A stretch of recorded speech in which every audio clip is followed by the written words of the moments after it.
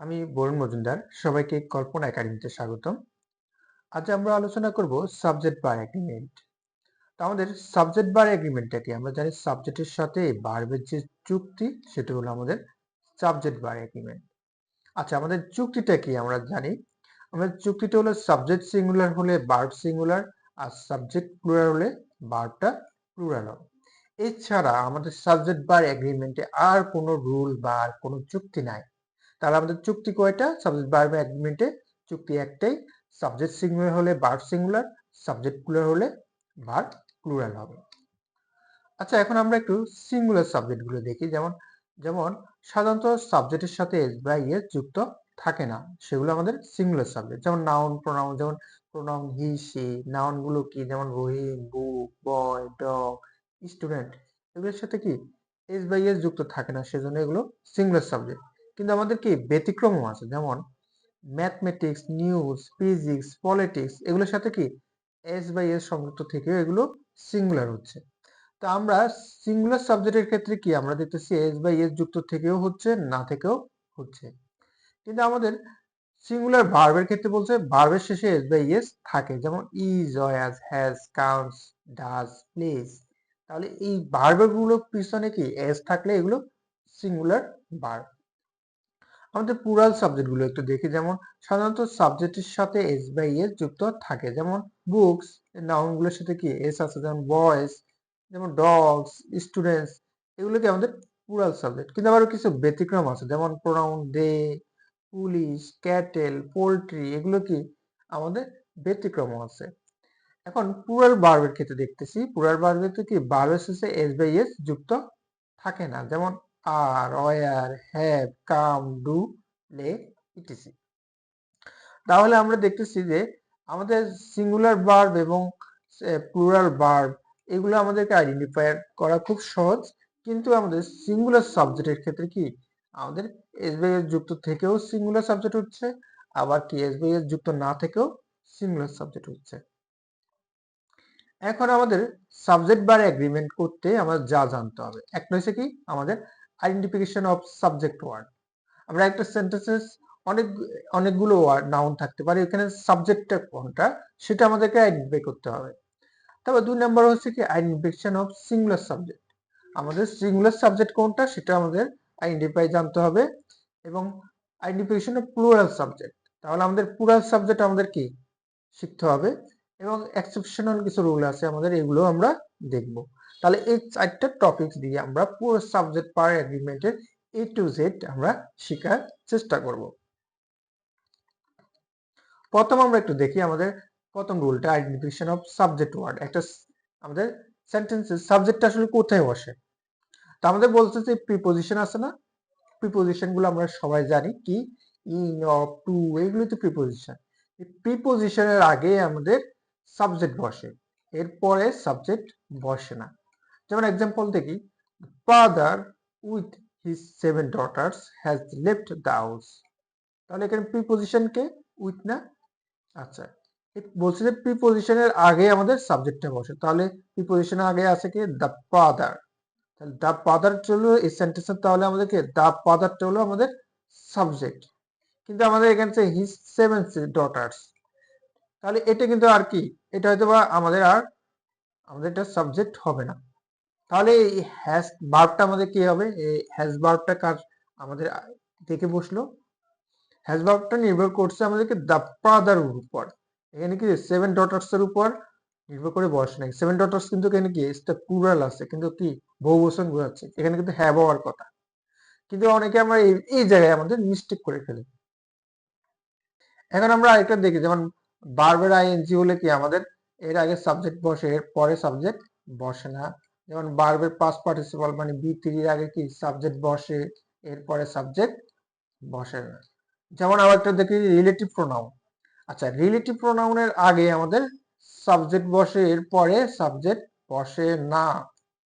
আচ্ছা, যেমন relative pronoun গুলো আমরা সবাই জানি। যেমন যে সকল প্রোনাউন দুটি সেন্টেন্সের মধ্যে সম্পর্ক স্থাপন করে। যেমন কি who, whom, whose, which, what, that, as, but, however, whatever, whichever, এগুলো কি রিলেটিভ প্রোনাউন।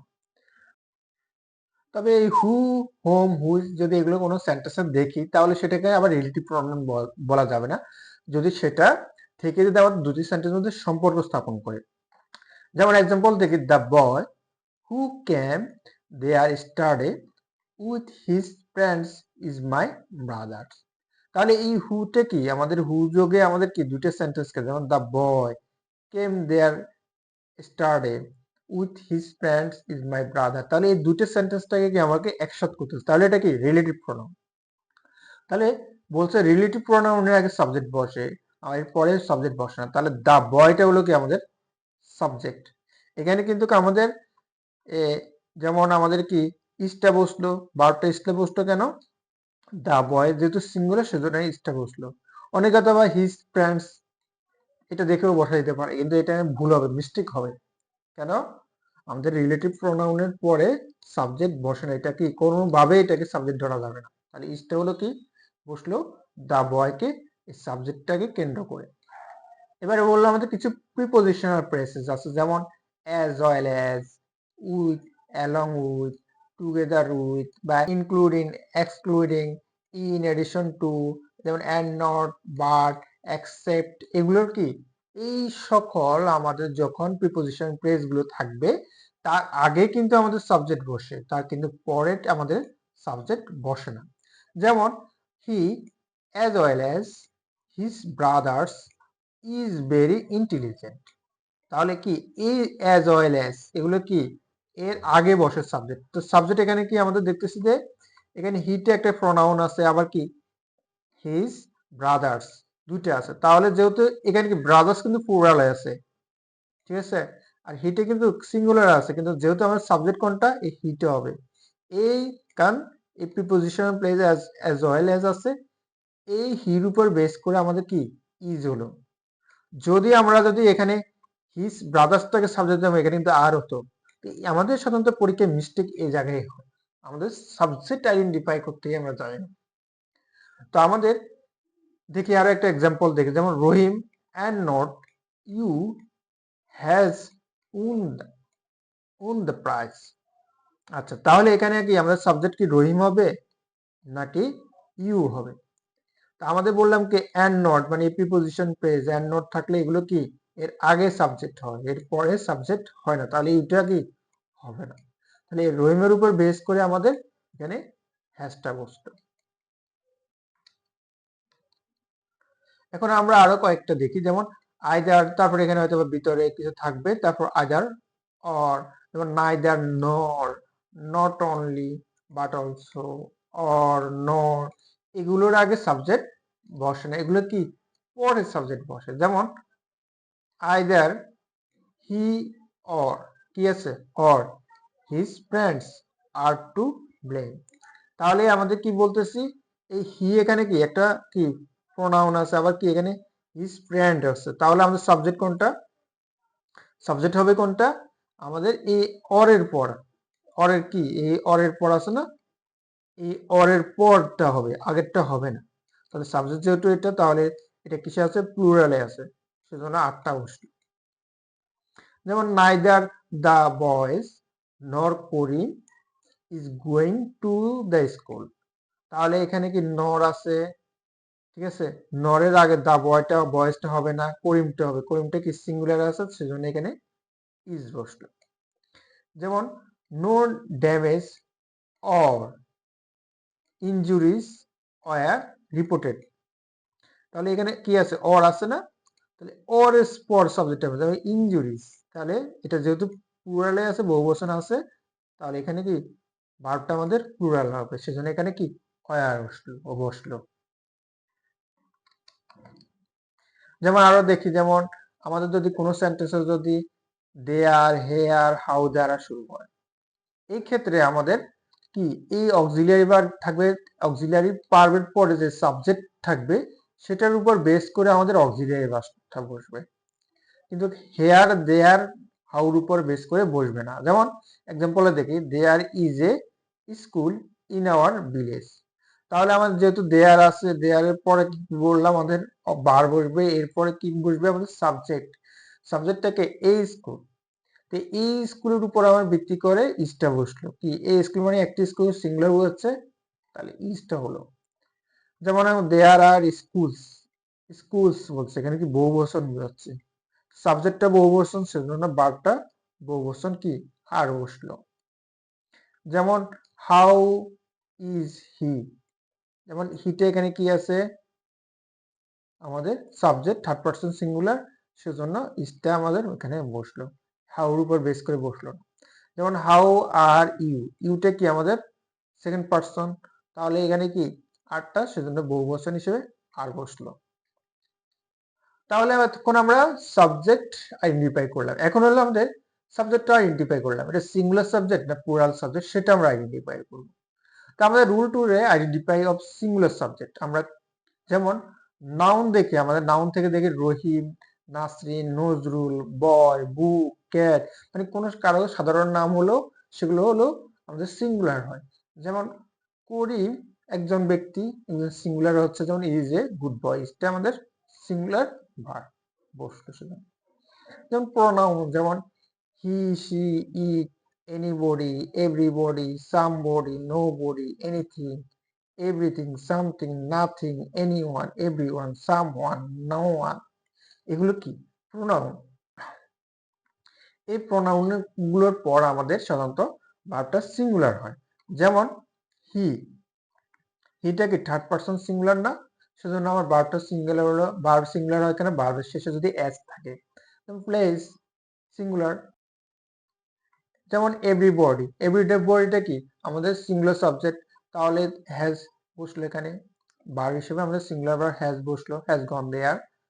তারপর আমাদের কিছু আনকাউন্টেবল নাউন আছে, যেমন আনকাউন্টেবল যেগুলো কি গণনা করা যায় না, যেমন কি water, rice, war, gold, milk, knowledge, furniture, information, money, machinery, advice, bread, baggage, equipment, এগুলো কি আনকাউন্টেবল নাউন।